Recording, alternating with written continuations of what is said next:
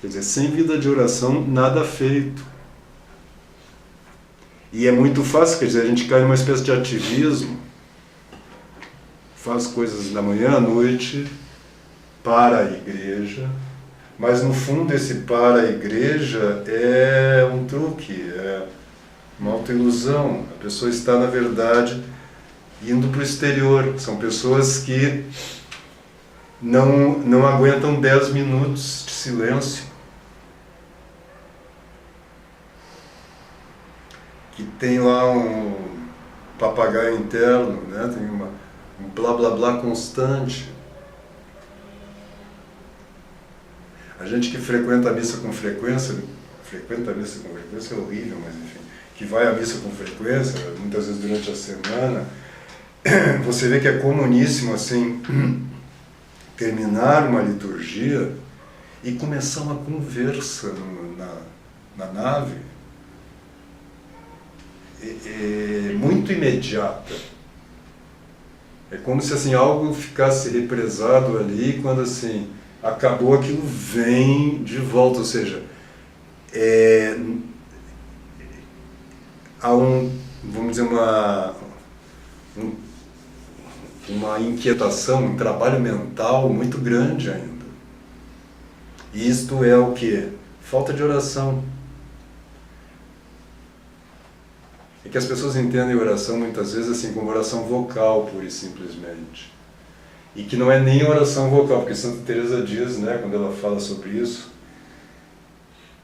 e fala no caminho, eu acho que é no Castelo Interior que ela fala sobre isso, mas de vez em quando ela entra nesse tema, que assim, o primeiro passo no caminho espiritual é a oração vocal. E aí ela diz, mas você tem que estar pensando no que está dizendo, porque senão eu nem chamo isso de oração. Né? Se você pegar assim, é muito comum na prática geral aí das pessoas em rezar, que a pessoa esteja, por exemplo, dizendo o terço e pensando em outras coisas ao mesmo tempo. Ela não está... E é muito difícil fazer isso, né? Todo mundo acho que já tentou fazer isso, concentrar-se no terço, e quando você vê, a tua mente está pensando em outras coisas. Você está dizendo as palavras, mas não desconectou. E você tem que voltar. Quer dizer, é um exercício que é longo e exige perseverança para que aos poucos vá, né, a tua mente vá se acalmando, né?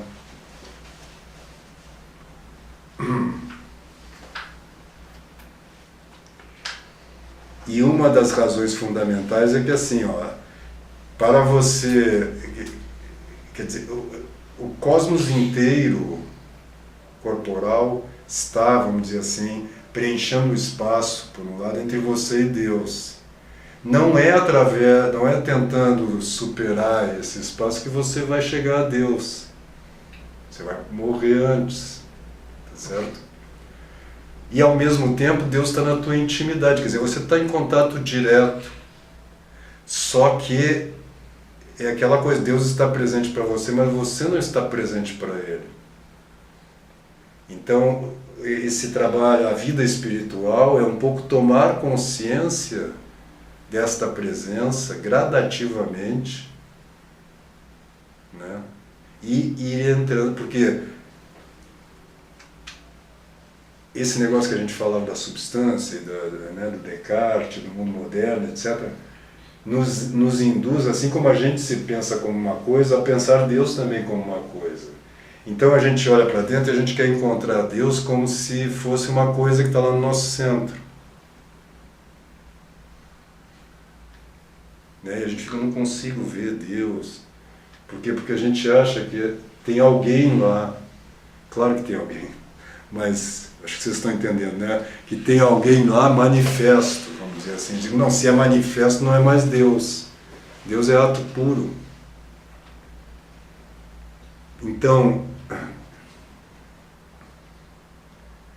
você tem que encontrar o lugar, vamos dizer assim, onde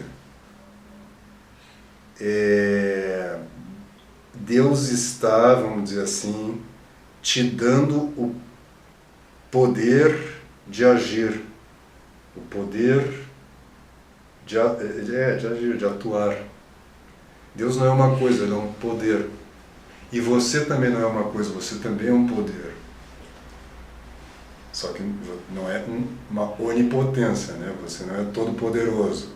Mas você tem o que você é o poder de ser. Porque quando você realiza uma coisa, bom, agora você é mais essa coisa. Você atualizou, então há uma tensão entre ato e ser, vamos dizer assim, no universo.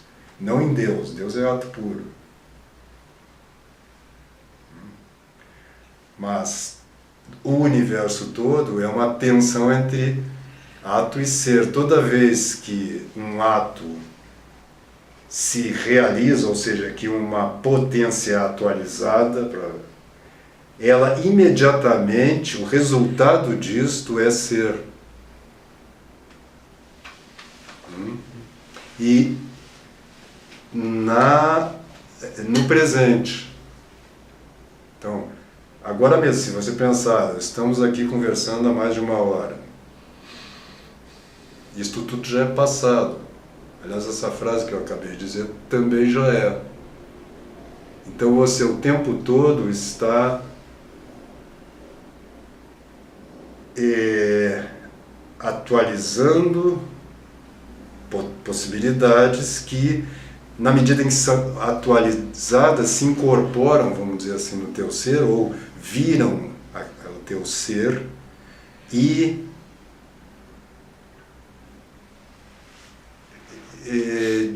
desaparecem no sentido de assim, elas não estão mais no mundo. Isso é uma ilusão que a gente tem, né, de achar que o passado ele está logo atrás. Está entendendo? Não, o passado está na memória atual.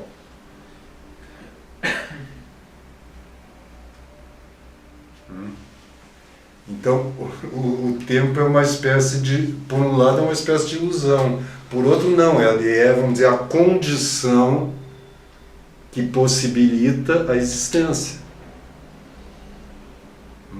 Mas ele não é uma substância. Está entendendo? E mais ainda, eu só posso pensar sobre o ser. Então a inteligência, ela tem por objeto, fundamentalmente, o passado, a memória. Aquilo que já não é. Então a inteligência, ela volta-se, vamos dizer, para o ser. Você só pode conhecer o que é. Está entendendo?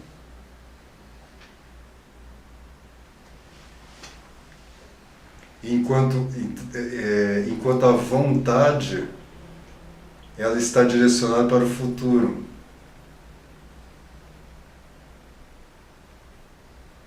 Que também ainda não é, tá certo? Então você pode imaginar possibilidades, mas essa imaginação só pode existir se você já tem alguma experiência passada. Então tem uma tensão aqui, claro. Mas as tuas escolhas, elas referem-se a uma realidade imaginária, não é. É uma possibilidade, né, que você escolhe. E, portanto, essa é uma puta sacada que está na tradição, mas eu nunca tinha visto explicitamente dito isso, senão agora pelo Lavelle. Que a inteligência é uma faculdade voltada para o passado e a vontade uma faculdade voltada para o futuro. Mas ambas só podem ser exercidas no presente. Está entendendo?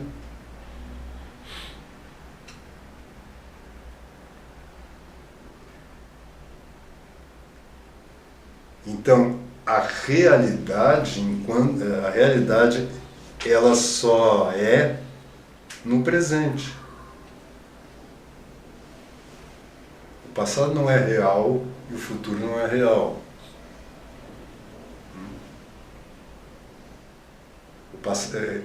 o passado é real no sentido assim, bom, ele se atualizou, ele agora determina, vamos dizer assim, o ser no presente. Então, quando a gente lembra de alguma coisa, essa coisa não está no passado. Ela está no passado, mas assim, esse passado não é uma realidade. Né? Então, a memória, quer dizer, a lembrança acontece no presente. Mas o conteúdo da lembrança ele não está em lugar nenhum já. Então, mas isso tem uma coisa muito bonita nisso, que é e interessante, vamos dizer, espiritualmente, que é o passado em nós, ele vai se espiritualizando. Está entendendo? E você vai perdendo tudo aquilo que é ocasional e acessório e fica com aquilo que é essencial. De maneira que você possui mais plenamente alguma coisa que passou do que ela no presente. Porque ela fica como que desembaraçada de tudo aquilo que é acidental nela.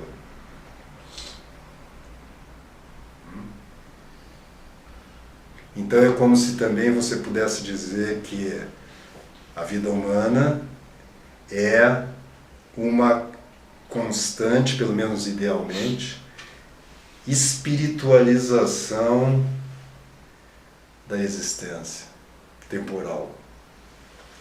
E vamos dizer assim, e portanto, uma transposição do tempo na eternidade.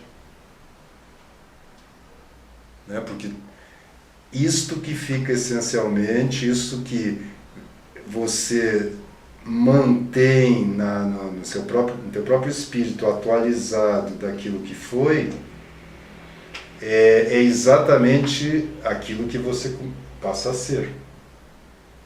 E você será isso eternamente.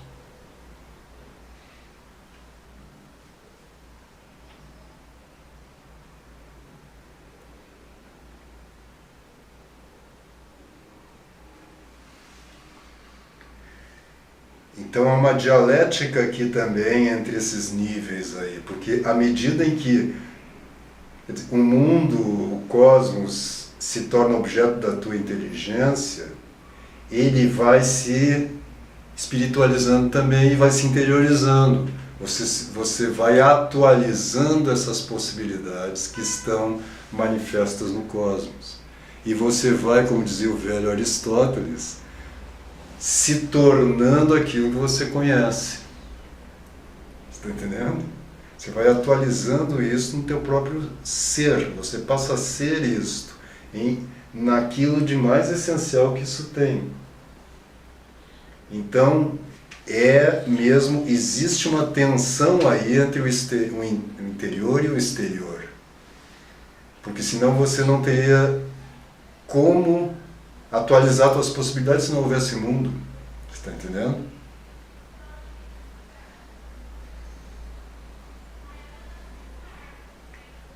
Ora, voltando ao simbolismo da igreja, isto aí é simbolizado exatamente por esta trajetória que você faz da porta ao altar. Está entendendo? Do exterior ao interior. Da procissão. A procissão de entrada, depois a procissão das ofertas, né, onde você leva o quê? Você leva o mundo, de uma certa forma, você oferece o mundo para ser espiritualizado e ser incorporado, vamos dizer assim, ou retornar ao próprio Deus. Né? e depois na procissão da comunhão, onde você recebe de volta espiritualizado, vamos dizer assim, ou o próprio Cristo, quer dizer, a própria essência, para, vamos dizer, como que alimentar um círculo aqui. Né? Você se despoja de você mesmo para você ser mais você mesmo. Você se despoja daquilo que te é exterior e que só aparentemente é você, mas na verdade isso é só um apoio, um ponto de apoio ou um instrumento, uma matéria para que você se atualize, para que você vá se tornando cada vez mais semelhante ao próprio Cristo. Né?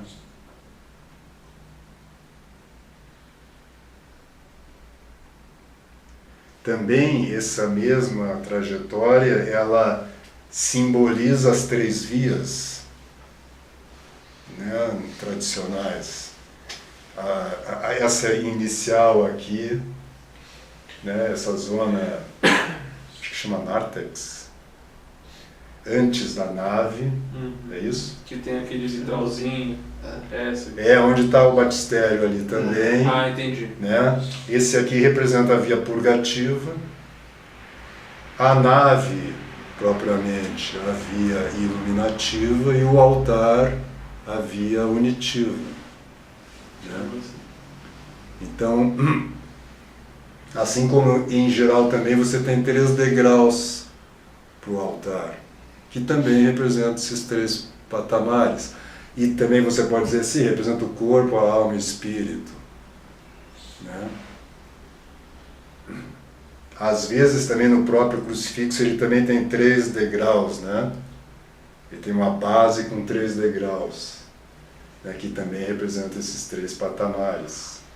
Que por um lado no tempo são as 3 vias e no espaço são os 3 níveis de realidade, né?